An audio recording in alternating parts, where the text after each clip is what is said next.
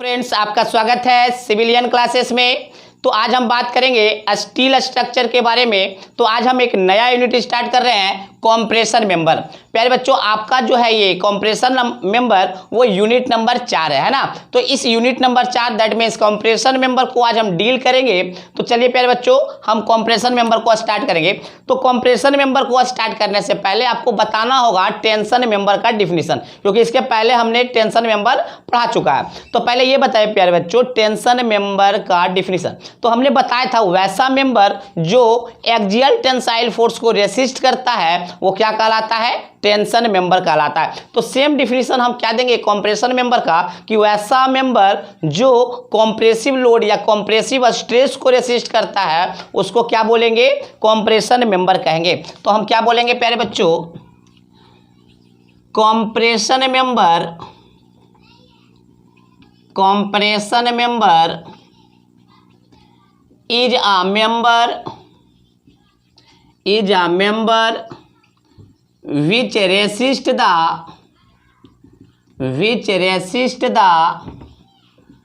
compressive load, which resist the compressive load or compressive stress, compressive stress।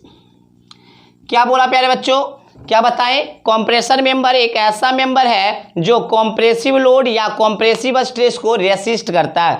Example के रूप में हम बोल सकते हैं प्यारे बच्चों, एग्जाम्पल के रूप में column, strut, pillar, post, stanchion, boom, etc. प्यारे बच्चों, अगर आपको जानना है कि स्टैंचन किसको कहते हैं, पिलर किसको कहते हैं, पोस्ट किसको कहते हैं, तो आप इस सारे को हमने टॉस में थ्योरी ऑफ स्ट्रक्चर का एक जो टॉपिक था कॉलम्स, उसमें डिटेल में बताए थे, क्लासिफिकेशन ऑफ कॉलम में, है ना। तो यहाँ पे समझिए स्टैंचन किसको कहते हैं, तो स्टील से बने हुए कॉम्प्रेशन मेंबर को क्या बोलते हैं, स्टैंचन कहते हैं। तो प्यारे बच्चों, हमने पढ़ा कि का डिफिनीशन क्या है कॉम्प्रेशन मेंबर का, और उसका एक सम एग्जाम्पल, मतलब उसके क्या एग्जाम्पल है वो हमने देखा। ठीक है प्यारे बच्चों, अब हम देखेंगे कि किसी भी कॉम्प्रेशन मेंबर का कितना स्ट्रेंथ है ना। तब हम बात करेंगे strength of compression member, strength of compression member. किसी कॉम्प्रेशन मेंबर का कितना स्ट्रेंथ होता है उसके बारे में हम चर्चा करेंगे। तो देखिए प्यारे बच्चों, strength of compression member, strength of compression member, strength of compression member can be calculated by following formula. हमने क्या बोला प्यारे बच्चों कि अगर आप किसी भी कॉम्प्रेशन मेंबर का स्ट्रेंथ निकालना चाहते हैं तो अभी एक फॉर्मूला लिखा रहे, उस फॉर्मूला से आपको निकालना होगा। जैसे फॉर्मूला क्या है आपका, sigma AC into AG, sigma AC into AG। PC क्या है आपका, PC है आपका strength of compression member, strength of compression member. प्यारे बच्चों, जिस कॉम्प्रेशन मेंबर का स्ट्रेंथ निकालना चाहते हैं उसको किससे डिनोट करेंगे, PC से। AG आपका क्या है, AG है आपका gross cross section area of compression member. याद कीजिए प्यारे बच्चों, टेंशन मेंबर में हम लोग क्या लेते थे, नेट क्रॉस सेक्शन एरिया लेते थे, बट यहाँ पे कॉम्प्रेशन मेंबर में हम लोग क्या लेंगे, ग्रॉस क्रॉस सेक्शन एरिया लेंगे। ठीक है ना। चलिए अब हम बात करेंगे सिग्मा AC का। सिग्मा AC आपका है प्यारे बच्चों permissible axial compressive stress, permissible axial compressive stress of compression member, ठीक है प्यारे बच्चों। बात समझ में आ गया कि किसी कॉम्प्रेशन मेंबर का परमिसिबल कॉम्प्रेसिव स्ट्रेस कितना है उसको कैसे डिनोट करेंगे, सिग्मा AC से डिनोट करेंगे। अब देखिए प्यारे बच्चों, नोट में लिखिएगा value of sigma AC value of sigma AC depends on value of value of slenderness ratio of compression member। क्या बोला पहले बच्चों, हमने बोला कि सिग्मा एसी का जो वैल्यू है वो डिपेंड्स करता है किस पे, तो सिलेंडरनेस रेशियो। किसका सिलेंडरनेस रेशियो, तो जिस कंप्रेसर मेंबर का हमको निकालना है सिग्मा एसी, उसी कंप्रेसर मेंबर के सिलेंडरनेस रेशियो पे डिपेंड करेगा। तो अब हम ये जानना चाहते हैं प्यारे बच्चों कि कितना वैल्यू ऑफ सिलेंडरनेस। अच्छा ये बताइए सिलेंडरनेस रेशियो किसको कहते हैं, तो पहले ही हमने बताया था कि slenderness ratio is defined as the ratio of effective length to minimum radius of gyration, उसको भी हम लिखाएंगे, ठीक है ना। तो अब हम ये देखेंगे प्यारे बच्चों कि कितना वैल्यू लेमडा का होगा तो उस पर कितना सिग्मा एसी का वैल्यू होगा। वो डाटा है, एक चार्ट है जिसको हम दे देते हैं, ठीक है प्यारे बच्चों। पहले आप इसको नोट डाउन कर लीजिए।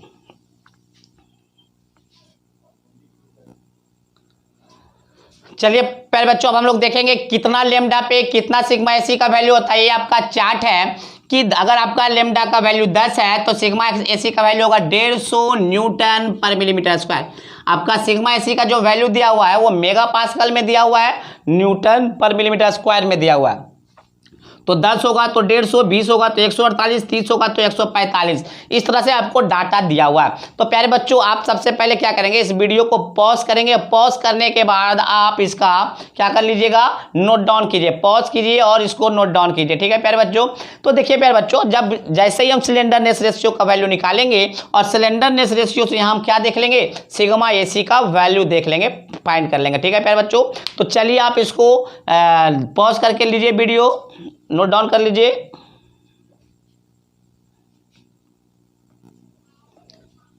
चलिए प्यारे बच्चों अब हम लोग देखेंगे सिलेंडरनेस रेशियो। क्या देखेंगे, सिलेंडरनेस रेशियो।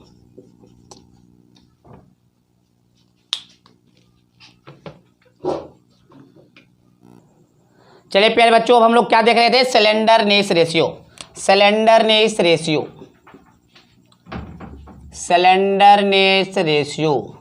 तो देखिए प्यारे बच्चों सिलेंडरनेस रेशियो आपको पहले भी बताए थे थ्योरी ऑफ स्ट्रक्चर में। क्या बताया गया था, क्या बताया गया था प्यारे बच्चों, it is the ratio of, it is the ratio of,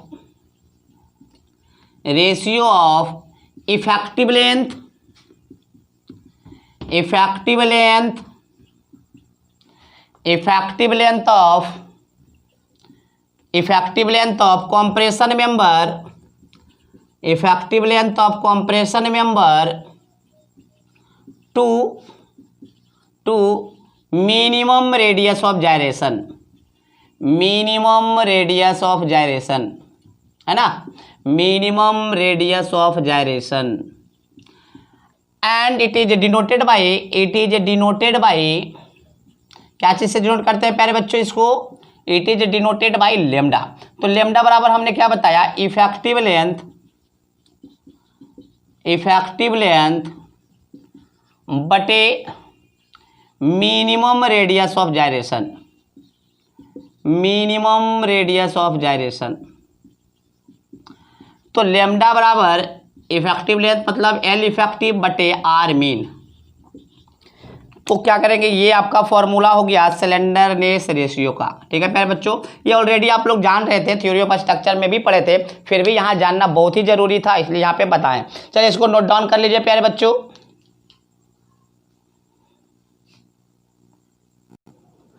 चलिए अब हम लोग देखेंगे डिफिनीशन इफेक्टिव लेंथ का, कि इफेक्टिव लेंथ का डिफिनीशन क्या होता है। इसका भी डिफिनीशन हम लोग ऑलरेडी जान चुके हैं।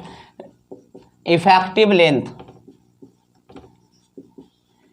क्या बताया था प्यारे बच्चों, इफेक्टिव लेंथ का डिफिनेशन आप लोग को अगर याद होगा तो बताए थे, इफेक्टिव लेंथ या it is the length between, it is the length of column या it is the length of compression member, it is the length of compression member between zero bending moment point, zero bending moment point, moment points और इसका और क्या बोल सकते हैं, it is the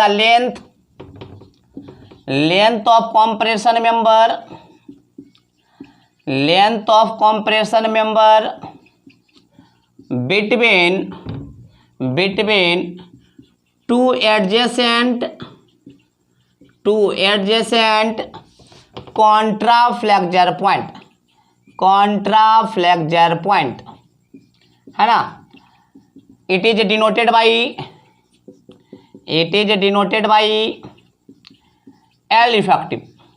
पहले बच्चों हमने क्या बोला कि आपका इफेक्टिव लेंथ क्या होता है किसी कॉलम का, मतलब पूरे कंप्रेसर मेंबर का अगर आपको निकालना है, आपका इफेक्टिव लेंथ निकालना है तो क्या करना है, जहां पे जीरो बेंडिंग मोमेंट का पॉइंट बन रहा है उसके बीच के दूरी को क्या बोलते हैं, इफेक्टिव लेंथ कहते हैं। या ये भी बोल सकते हैं पहले जो कॉन्ट्राफ्लेक्सर, अगर आपको याद होगा कॉन्ट्राफ्लेक्सर पॉइंट, तो ये आपको पता होगा कि जहां पे बेंडिंग मोमेंट अपना साइन चेंज करता है उस पॉइंट को क्या बोलते हैं, कॉन्ट्राफ्लेक्सर पॉइंट। तो जहां पे बेंडिंग मोमेंट अपना साइन चेंज करने जाता है तो वहां पे पॉजिटिव से निगेटिव होगा, तो पक्का है कि पॉजिटिव से निगेटिव होने के लिए एक बार क्या होगा, जीरो होना पड़ेगा। तो कॉन्ट्राफ्लेक्सर पॉइंट के बीच के भी दूरी को क्या बोलते हैं, इफेक्टिव लेंथ कहते हैं। इसको कैसे डिनोट करते हैं, इफेक्टिव लेंथ को एल इफेक्टिव से डिनोट किया जाता है। अब देखिए प्यारे बच्चों याद कीजिए, थ्योरी ऑफ स्ट्रक्चर में भी इंड कंडीशन बताया गया था कि जब एक तरफ फिक्स हो दूसरी तरफ फ्री हो, कैंटिलीवर के केस में एल इफेक्टिव बराबर 2L, आपका सिंपली सपोर्टेड के केस में एल इफेक्टिव बराबर L, फिक्स्ड बीम के केस में एल इफेक्टिव बराबर L/√2, और प्रोब्ड कैंटिलीवर बीम के बारे में, प्रोब्ड कैंटिलीवर बीम का एल इफेक्टिव L/√2 होता है ना। तो प्यारे बच्चों यहाँ पे भी कुछ इंड कंडीशन है लेकिन थ्योरी ऑफ स्ट्रक्चर से कुछ डिफरेंट है, ठीक है। तो सबसे पहले आप इसको नोट डाउन कीजिए, हम इंड कंडीशन बताएंगे।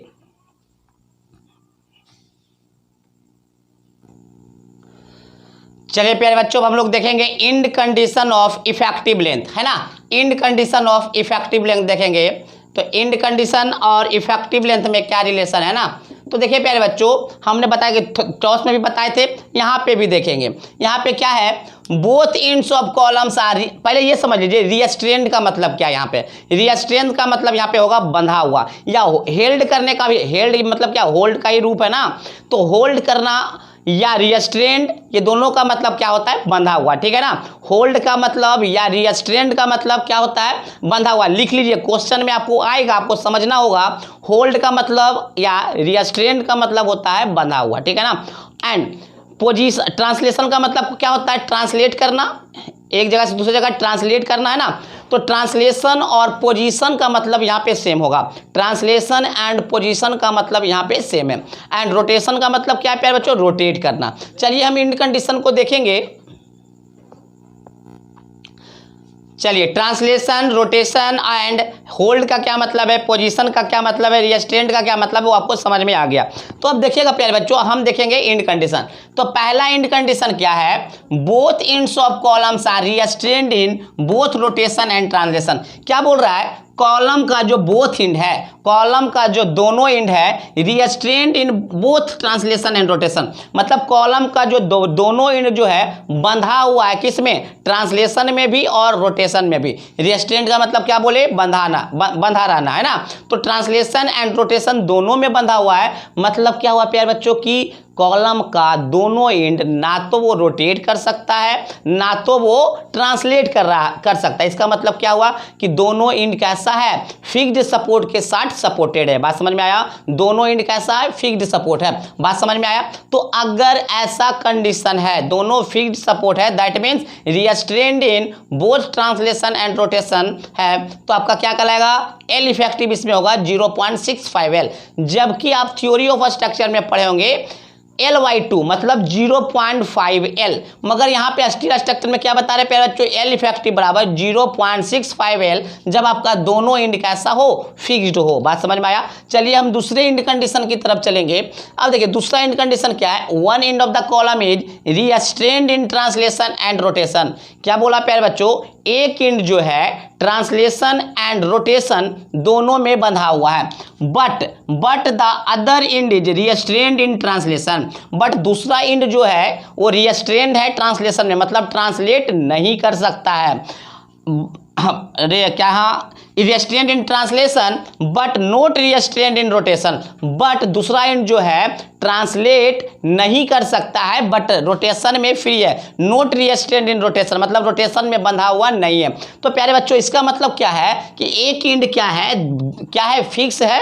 एक एंड क्या है, क्योंकि दोनों में बंधा हुआ है, ट्रांसलेशन एंड रोटेशन दोनों में बंधा हुआ है, इसका मतलब एक फिक्स है। और दूसरा एंड क्या बोला कि ट्रांसलेशन में बंधा हुआ मतलब ट्रांसलेट नहीं कर सकता है बट रोटेशन में बंधा हुआ नहीं है। दैट मीन्स हिंज सपोर्ट है। हिंज सपोर्ट के पास मोमेंट नहीं होता है, क्यों? क्योंकि वो रोटेट करता है ना, तो हिंज सपोर्ट है। जब ऐसा एंड कंडीशन होगा प्यारे बच्चों तो एल इफेक्टिव जो आपका होगा 0.8 एल के बराबर होगा।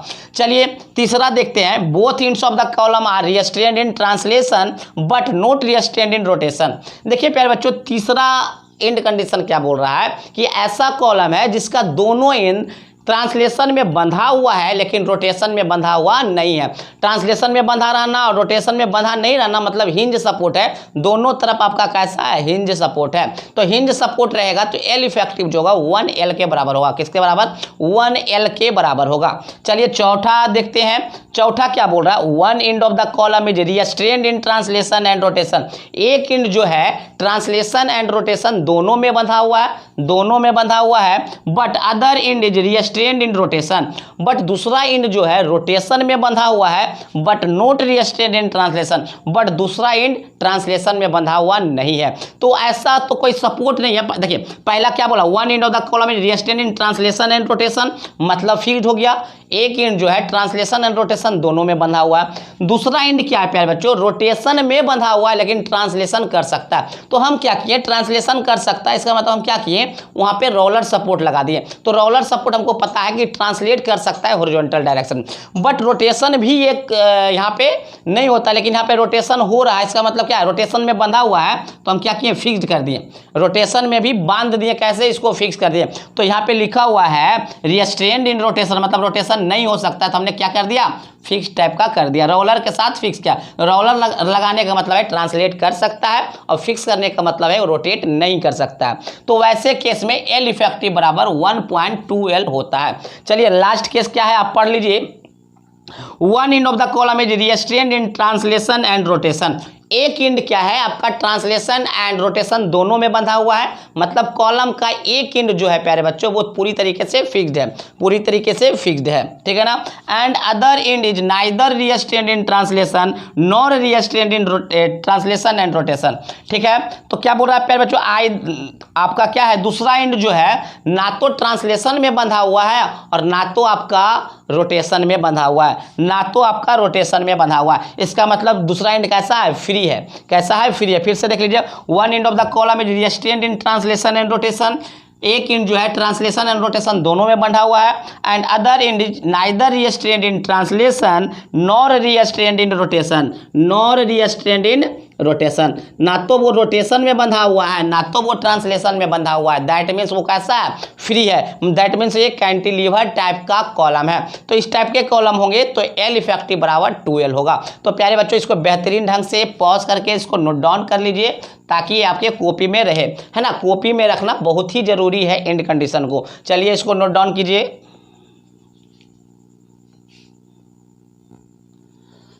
चलिए प्यारे बच्चों हम लोग बात करेंगे मिनिमम रेडियस ऑफ जायरेशन। तो पहले भी पढ़ चुके हैं, यहां भी देखेंगे minimum radius of gyration, minimum radius of gyration, minimum radius of gyration is calculated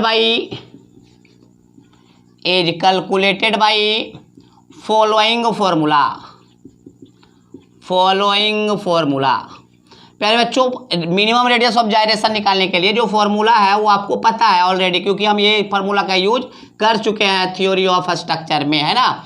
तो प्यारे बच्चों हमको क्या पता है? आर मीन बराबर अंडर रूट आई मीन बटे क्रॉस सेक्शन एरिया, है ना। तो यहाँ पे आई मीन आपका क्या है प्यारे बच्चों? Minimum radius of gyration, sorry minimum moment of inertia, minimum moment of inertia, moment of inertia, है ना। यही आपका आई मीन। अब देखिए प्यारे बच्चों आई मीन क्या होगा? Minimum of I x x और आई वाई वाई। मतलब आपको आई एक्स एक्स निकालना है और आई वाई वाई निकालना है। उन दोनों में जो मिनिमम होगा वही आपका क्या होगा, आई मीन का वैल्यू होगा। तो मिनिमम रेडियस ऑफ जायरेशन निकालने का ये आपको फॉर्मूला आ गया, ठीक है ना। तो प्यारे बच्चों इस फॉर्मूला का यूज करते हुए आगे हम मिनिमम रेडियस ऑफ जायरेशन निकालेंगे। तो चलिए पहले आप इसको नोट डाउन कीजिए, फिर हम कुछ न्यूमेरिकल की तरफ अभी चलेंगे, ठीक है ना। तो चलिए इसको पहले नोट डाउन करते हैं।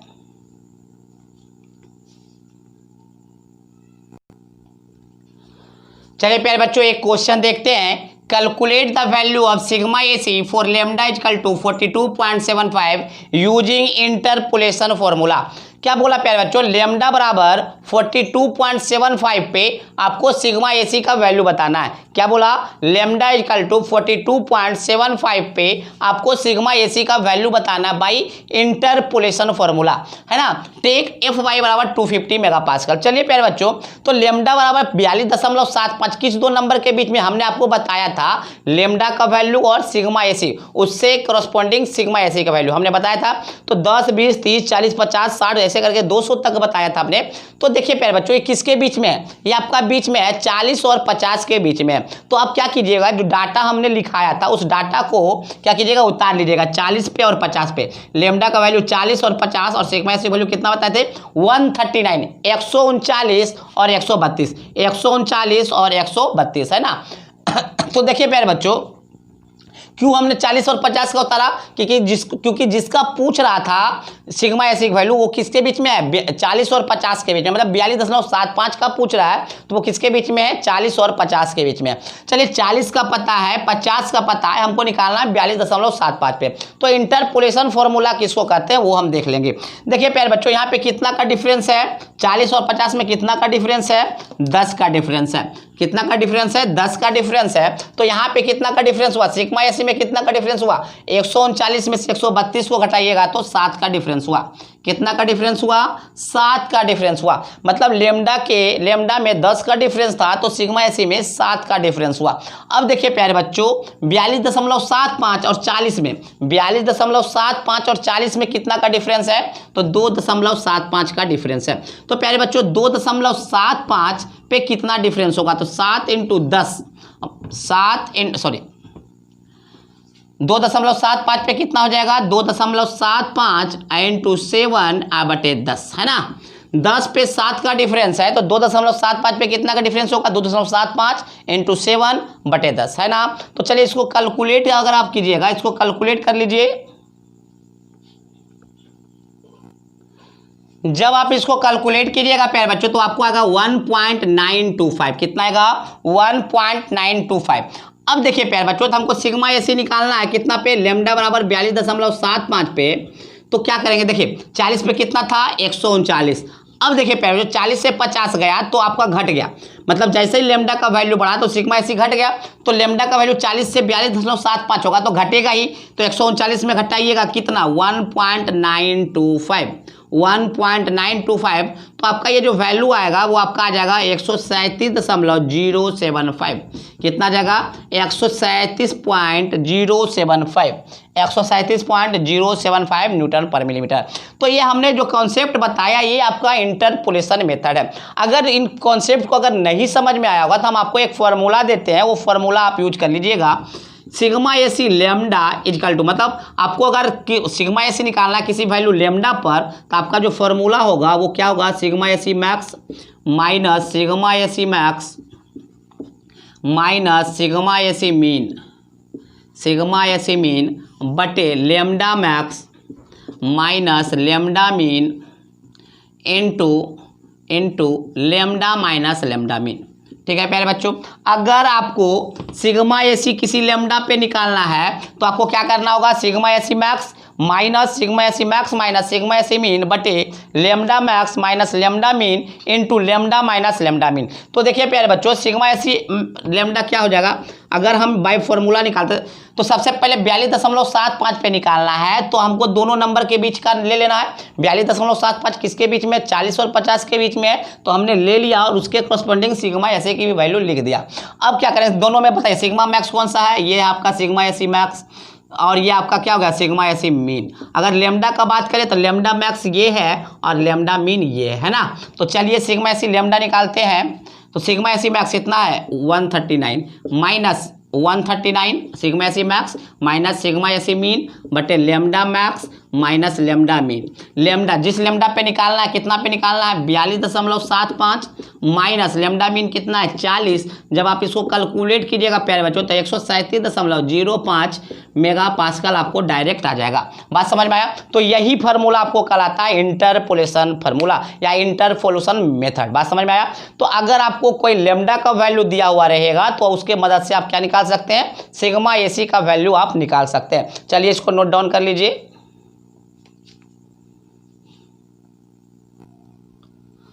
चलिए प्यारे बच्चों एक क्वेश्चन देखेंगे।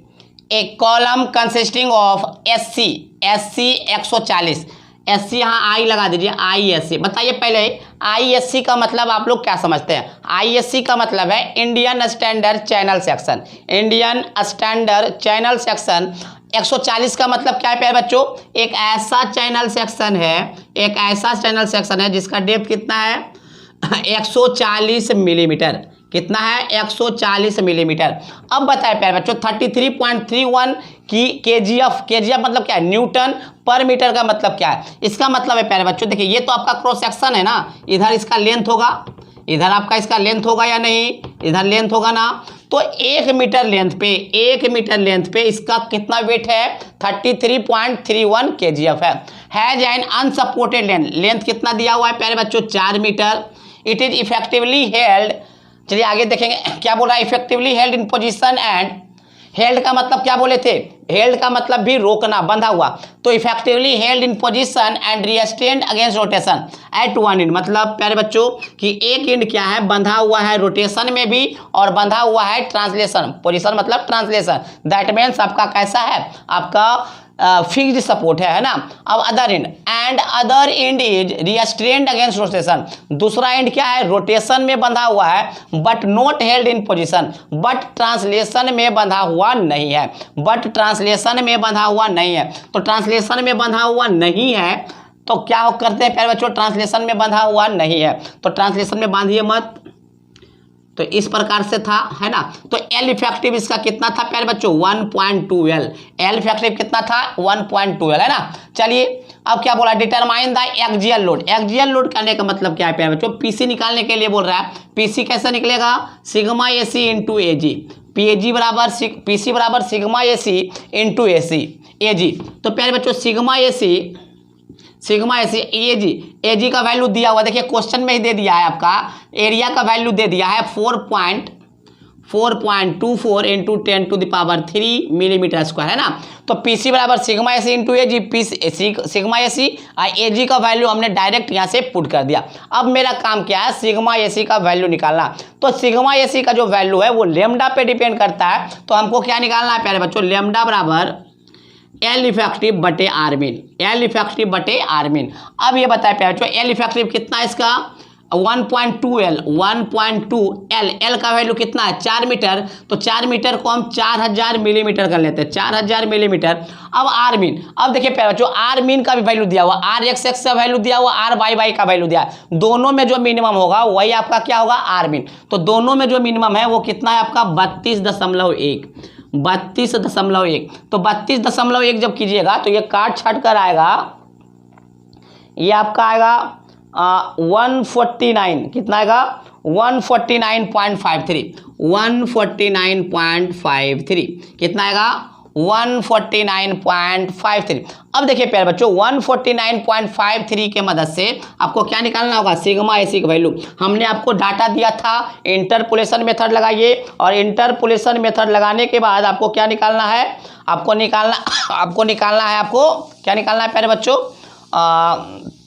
सिग्मा एसी का वैल्यू। तो सिग्मा एसी का वैल्यू आपको आ जाएगा, आप सिग्मा एसी का जब वैल्यू निकालिएगा प्यारे बच्चों तो सिग्मा एसी का वैल्यू आएगा 45.2 या जो भी निकाल के इंटरपोलेशन मेथड से आप देख लीजिएगा, सिग्मा एसी का वैल्यू आप निकाल कर देख लीजिएगा है ना। तो पीसी बराबर सिग्मा एसी जब निकल गया तो सिग्मा एसी का वैल्यू यहाँ पुट कर देंगे 45.2 इंटू 4.24 इंटू 10⁻³। तो जब इसको आप मल्टीप्लाई कीजिएगा प्यारे बच्चों तो आपको ये आ जाएगा 191 999 न्यूटन। तो जब इसको सॉल्व कीजिएगा तो आपका पीसी का वैल्यू आ जाएगा 199.99 किलो न्यूटन। कितना जाएगा 191 है प्यारे बच्चों, कितना है 191.99 न्यूटन आ जाएगा। ठीक है प्यारे बच्चों, तो इस तरह के अगर लंबे क्वेश्चन भी आते हैं तो आपको डरने का जरूरत नहीं है, आपको सिंपल कॉन्सेप्ट याद होना चाहिए, टेक्निक याद होना चाहिए।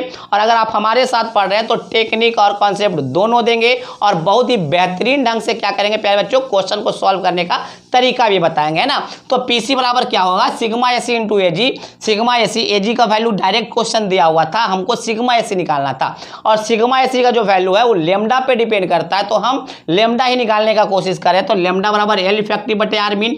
एल इफेक्टिव कितना होगा 1.2L। 1.2L क्यों होगा प्यारे बच्चों, जब हमने इसका इंड कंडीशन पढ़ा तो हमको पता चल गया कि इसका एल इफेक्टिव जो होगा 1.2L होगा। तो 1.2L का वैल्यू 4000 और आर मीन कहाँ लाए, तो आर मीन क्वेश्चन में ही दिया हुआ था, RXX और R/Y दोनों में जो मिनिमम वैल्यू होगा वही आपका क्या होगा प्यारे बच्चों, आपका आर मीन होगा। तो आर मीन आ गया 32.1, तो 32.1 से भागा दिए तो आ गया 149.53। अब देखिए प्यारे बच्चों, ये 140 और 150 के बीच में है, 140 और 150 के बीच में है।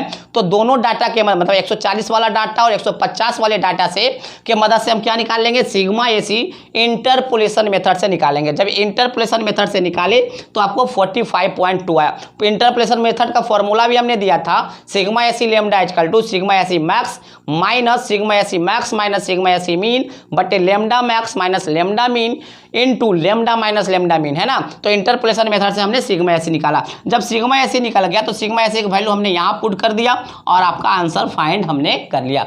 तो देखिए प्यारे बच्चों, बहुत ही आसान है, आपका कोई भी सब्जेक्ट है जो बहुत ही आसान है बट बहुत ही इंपॉर्टेंट पेपर है ना प्यारे बच्चों। तो स्टील स्ट्रक्चर तो बहुत ही इंपॉर्टेंट पेपर है, तो बेहतरीन ढंग से हम इसके कॉन्सेप्ट को सीख रहे हैं। तो आज का लेक्चर यहीं पे खत्म करते हैं, अगला लेक्चर आपको अगले कॉन्सेप्ट के साथ आएगा। ठीक है प्यारे बच्चों, तो आज के लिए बस इतना ही। Thank you.